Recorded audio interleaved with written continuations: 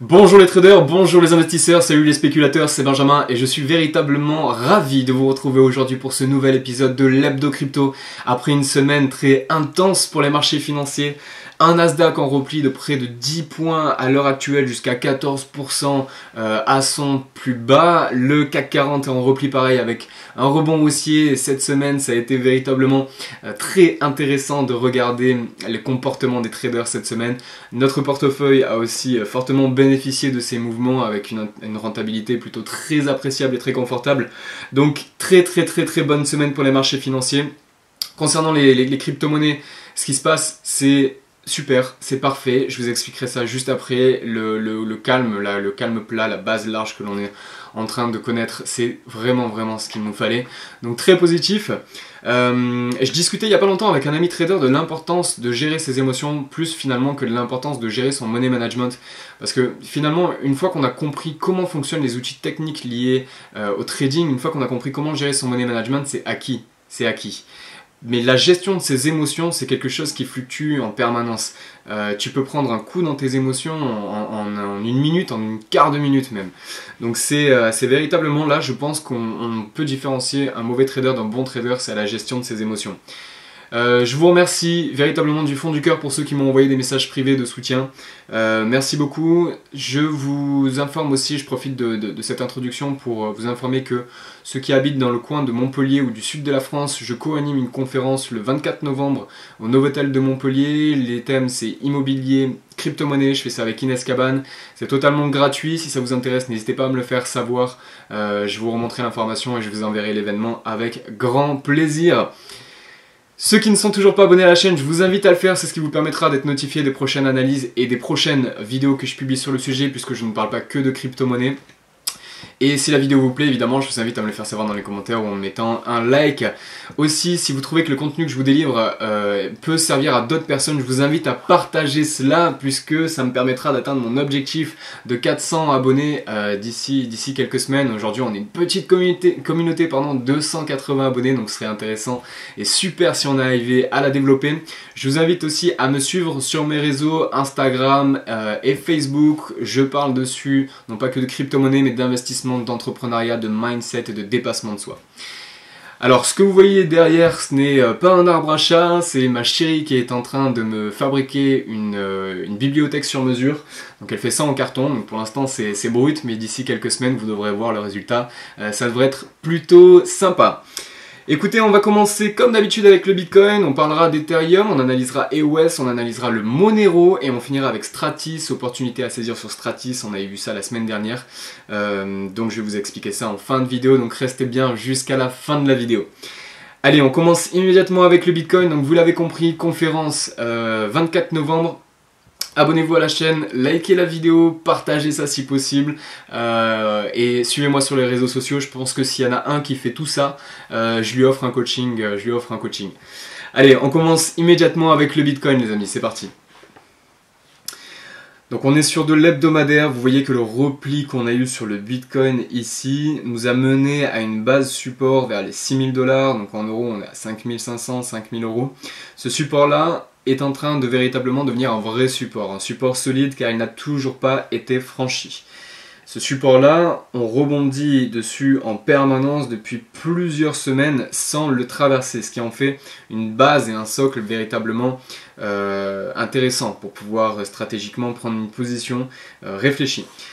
Donc on a eu cette chute typique d'un crash avec des mouvements d'une ampleur toujours plus basse, rétrécie en permanence, et aujourd'hui on est dans la dernière phase de la bulle, dans la dernière phase du crash de cette bulle, de cette quatrième bulle sur le Bitcoin qui est très sujet aux bulles. Donc l'aplatissement que l'on connaît là en ce moment peut durer encore quelques temps et c'est quelque chose de très positif. Vous voyez ici on a eu vraiment hop, notre crash avec des rebonds hop, qui se sont amoindris dans le temps. Ils ont été de plus en plus faibles jusqu'à venir à quelque chose de très flat aujourd'hui. C'est quelque chose qui est positif pour pouvoir prendre une position en longue, donc sur de l'achat, sur le Bitcoin. Est-ce que c'est le moment idéal pour pouvoir se positionner? C'est un moment clé pour pouvoir se positionner sur des prix bas. Maintenant, même si notre support est très solide, cela ne veut pas dire que l'on ne va pas le traverser. Souvenez-vous toujours que le marché a toujours raison. Donc ce n'est pas parce que vous allez supposer qu'il ne peut pas traverser du fait que l'on n'a pas traversé, eh bien, depuis que l'on est revenu sur cette zone de prix, c'est une pensée erronée. On peut tout à fait, c'est quelque chose qui est possible, on peut tout à fait traverser. Donc pour pouvoir se positionner à l'achat, je vais, me concernant, et c'est ce que je vous conseille d'attendre, c'est ce qu'un trader va attendre, le franchissement déjà de cette résistance ici. Ici on a déjà ici une résistance, là, tac. Il va falloir déjà venir traverser cette résistance. On peut encore venir rebondir ici. Il va falloir traverser cette résistance pour pouvoir avoir déjà un premier point d'entrée qui va nous indiquer que effectivement ici on a une accumulation acheteuse, on a une confiance bullish qui est en train de s'opérer. Il y a véritablement et sérieusement une analyse vraiment à faire sur cet actif là pour pouvoir prendre une position. Malgré cela, le montant de votre capital ne devrait être que très faible si jamais on vient à faire ça, parce qu'il y a une chance sur deux pour que finalement on revienne sur notre support. Ce qu'il va falloir attendre pour pouvoir véritablement se positionner avec une vraie position sur le Bitcoin, c'est le franchissement une deuxième fois d'un range ou d'un triangle ici. Donc sur le Bitcoin, on va attendre déjà le franchissement de cette base-là, de cette résistance-là, et le franchissement de notre triangle. Ensuite, il faudra attendre une deuxième consolidation ici. Si deuxième consolidation il y a et franchissement il y a, dans ce cas-là, oui, il y aura une position acheteuse à prendre sur le Bitcoin avec un objectif sur le top avec un objectif en AT. Donc pour l'instant, on va attendre sur le Bitcoin, on va attendre de voir comment le marché évolue, on va attendre de voir si on franchit déjà cette résistance-là. Les plus pressés prendront une position ici. Et ceux qui vont vouloir sniper et prendre une position avec le moins de risque possible, ils attendront un deuxième top ici avec un point pivot vers les 6400. Alors c'est quelque chose qui pour l'instant est très hypothétique. Je me fie uniquement à ce plus haut ici. Mais le schéma qu'il va falloir attendre sur le Bitcoin, c'est celui-ci pour pouvoir se placer. Donc pour l'instant, ce à quoi nous faisons face, c'est quelque chose de très normal et de très positif pour la fin d'une bulle. Cela indique que l'on ne va pas forcément venir cracher plus bas, que l'on a fini notre plus bas et que pour l'instant, la confiance est en train de se remettre en place et il va falloir attendre d'avoir un mouvement haussier et un signal haussier pour pouvoir rentrer sur le Bitcoin. Concernant Ethereum, je vous avais indiqué que j'étais déjà acheteur sur Ethereum. Pour ceux qui viennent d'arriver sur la chaîne, depuis les 200 €, j'étais rentré en position ici. Depuis les 200 €, je suis acheteur sur Ethereum. Ethereum, je vous le rappelle, on évolue dans un range qui est caractérisé par une résistance et un support, range dans lequel on a déjà évolué précédemment. Il n'y a que lorsque l'on a franchi notre résistance qu'on a eu un mouvement haussier. Donc à l'intérieur de notre range, il y a un triangle déjà que je vais pouvoir vous supprimer, mais pour ceux qui n'étaient pas là, ça vous fait un petit rappel. Voilà l'importance de tracer des trendlines, des lignes de tendance. Ici on a notre support, notre résistance. Dès que l'on a franchi notre résistance avec un rappel ici à 190 € pour un Ethereum, la confiance vendeuse a été accrue et les traders ont shorté le marché. Donc voilà pour l'importance de tracer ces trendlines, ça on peut le supprimer. Donc, concernant ma position, moi je suis acheteur sur Ethereum, ma stratégie est la suivante, je suis rentré à 200 €, mon objectif c'est les 235-240, objectif numéro 1, et take profit numéro 2 au 275. Donc l'objectif final est à plus 40% et le stop est à moins 25% à 150 €. D'accord? Donc pour l'instant, mon stop n'a pas été touché. Pour l'instant, on a aussi une base, là, une courte base, une large base, appelez-la comme vous voulez, qui est en train de se mettre en place. Il va falloir traverser ça, il va falloir traverser ici les 213 € pour pouvoir avoir un mouvement potentiellement qui se mette en place. En attendant, on va rebondir dans un sens comme dans l'autre. Si on vient à traverser les 200 € puis les 213 €, on risque d'avoir une grosse bougie verte et ce sera fortement appréciable pour notre portefeuille. Donc Ethereum, on est en position à l'achat, ce qui est totalement classique comme stratégie. On est dans un range, on essaie d'acheter le bas et de vendre le haut avec une prise de profit en haut du range. Concernant EOS, c'est exactement le même cas typique d'un range. On a notre support ici, notre résistance ici. L'objectif, c'est d'attendre le socle bas du support pour pouvoir prendre une position acheteuse avec un objectif au plus 45%, avec un objectif ici, vous voyez, sur le sommet, le top à 6,65, ou alors le franchissement de notre résistance ici qui nous permettra d'aller récupérer les potentiellement 10 $, mais il faudra passer par l'étape 9 $ avant d'aller les récupérer. Ici, on a un support qui est très intéressant. Donc l'objectif, c'est soit de revenir sur le support, soit de traverser notre range. Pour l'instant, on évolue entre les deux interlignes, entre nos deux trendlines. Il n'y a donc pas de position à prendre, ça peut partir dans les deux sens. Donc comme la semaine dernière, on va redécaler ça, on va attendre d'avoir un mouvement qui nous ramène vers une des deux trendlines pour pouvoir prendre une position. Pour passer à Monero qui est assez similaire, Monero, on a pareil notre range ici avec notre résistance et notre support. On évolue aussi à l'intérieur de ces deux interlignes. Donc on va pareil attendre de revenir sur le socle bas ou sur le socle haut. L'objectif pour moi, c'est plutôt de me positionner ici vers les 74,50 avec un objectif au 120. Donc ça me fera un objectif à 60% et un stop à moins 20% à 60 €. Donc prise de position vers les 74 ou 74,50. Objectif les 120, stop les 60. On a un ratio risque-récompense de 3. On s'autorise à gagner 3 fois plus que ce qu'on s'autorise à perdre. Ou alors franchissement de notre résistance ici avec un objectif aux 210 €. Donc un objectif à 57% et un stop si on revient dans le range. Alors je vous le rappelle, ce que l'on va attendre dans ce cas précis, ce n'est pas de venir directement se positionner sur un mouvement haussier comme ça. Là, hop, on va pas se positionner sur les 140 € parce que on vient de sortir. Alors ça m'énerve. Excusez-moi. Ça m'énerve.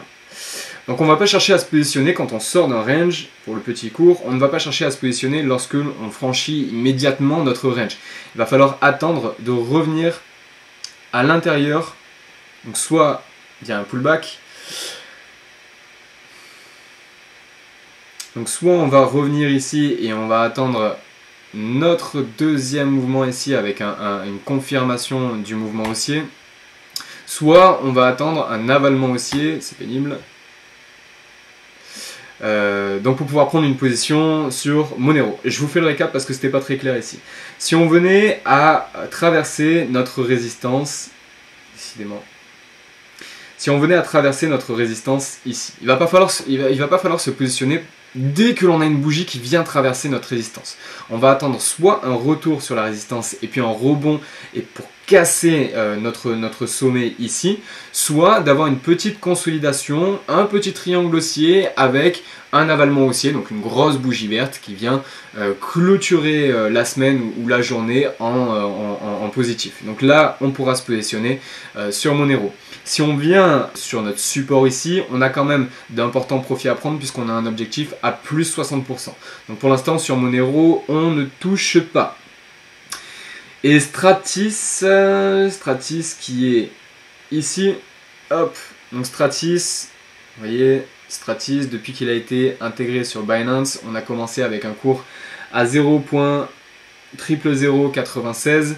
On a eu notre bulle ici, on a éclaté notre bulle, on a eu un rebond, on est revenu sur des bas très bas. On est revenu sur des bottoms, ça m'étonnerait que l'on revienne plus bas. On a eu quelque chose d'assez positif puisqu'on a eu un triangle baissier ici qui a été cassé. Donc pareil, l'importance de tracer ces trendlines, eh bien c'est cela. On va venir tracer une ligne alors là qui est vraiment pas propre. Donc là, on va la faire venir toucher nos sommets. Et notre support qui est ici, donc qui a été cassé, c'est pas très propre, mais bon, c'est pas grave. L'important c'est là, l'important c'est que lorsqu'on a traversé, vous voyez, on a eu ici notre signal haussier. On a eu notre repli, notre petit pullback. Et là, on a eu notre confirmation. Là, ici, on a eu notre confirmation que l'on pouvait prendre une position acheteuse sur Stratis.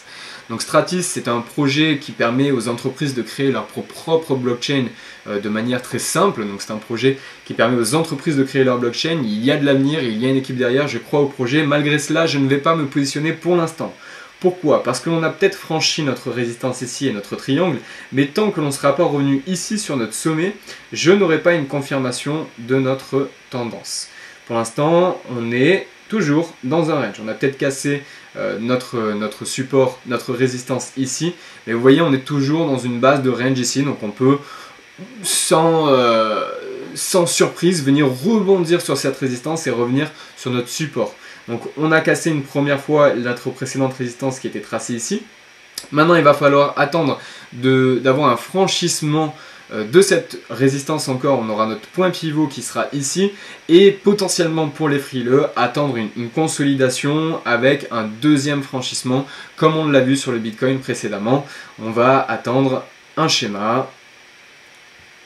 Hop, on va attendre un schéma comme ça, donc dans un range ou dans un triangle haussier pour pouvoir se placer en toute sécurité sur Stratis. Voilà les amis, c'est tout pour cette analyse. Donc Stratis, il y a une opportunité à saisir, pourtant on ne va pas la prendre potentiellement pas maintenant, on va attendre d'avoir une confirmation. Sur EOS, Ethereum, Bitcoin, ou plutôt sur Ethereum, EOS et Monero, on a notre range qui est en place, on a notre consolidation qui est en place, on va attendre de revenir sur le support de la résistance. J'espère que vous avez noté les prix parce que c'est là que vous allez pouvoir mettre des alertes et pouvoir décider de vous positionner et de mettre en place votre stratégie. Et le Bitcoin, on va attendre un franchissement de notre résistance. Pour l'instant c'est très positif ce qui se passe sur les crypto-monnaies. Alors c'est pas aussi fou que ce qu'on a connu là sur le Nasdaq et le CAC 40, c'est beaucoup moins excitant, mais c'est ce qui doit se passer après l'explosion d'une bulle spéculative. C'est la quatrième qu'on connaît sur le Bitcoin. Pour le Nasdaq, je vais vous montrer ça immédiatement. Hop, on va passer ça en hebdo. Donc pour le Nasdaq, ici là, on a craché après qu'il y ait une divergence. Alors je sais pas pourquoi c'est plus... On a eu une divergence ici, vous voyez, ici ça a été haussier, tac, alors que ici, sur notre RSI, hop, on a été baissier. Vous voyez, ici, en termes de temps, on a été baissier sur notre RSI, alors qu'on a été haussier, chartistement parlant, sur la zone de prix, l'évolution des prix. Donc, cela indique un affaiblissement et un essoufflement de la tendance. Eh bien, on a eu notre crash derrière. Donc là, on est en train d'assister potentiellement au crash, le crash de la bulle du Nasdaq. Mais ce crash-là, on l'a déjà connu d'autres années. On l'a déjà connu ici, notamment en 2000. On l'a connu aussi en 2008. Ce sera peut-être plus parlant si je vous le montre sur le CAC 40. Vous voyez, sur le CAC 40, c'est comme ça. Les marchés financiers vont de bulle en bulle. On ne fait que ça. Et c'est là qu'on prend des bénéfices. Si c'était tout le temps flat, on ne prendrait jamais de bénéfices. On n'aurait pas de rentabilité. Donc on va de bulle en bulle. Et bien sûr, le Bitcoin, on est en train de finaliser la dernière étape de notre bulle. Je vous passe ça en journalier parce que c'est des temps beaucoup plus courts sur les crypto-monnaies. Ça va beaucoup plus vite. Et vous voyez là, selon ce dont on est en train d'assister, je ne sais pas si c'est comme ça que ça se dit, c'est quelque chose de normal et de très positif, donc moi je suis très satisfait de ce qui se passe sur les crypto-monnaies. Les amis, si cette vidéo vous a plu, pensez-y, abonnez-vous à la chaîne et moi je vous dis à très bientôt pour d'autres vidéos. C'était Benjamin, portez-vous bien, je vous souhaite de très bons trades, à la semaine prochaine, ciao ciao tout le monde.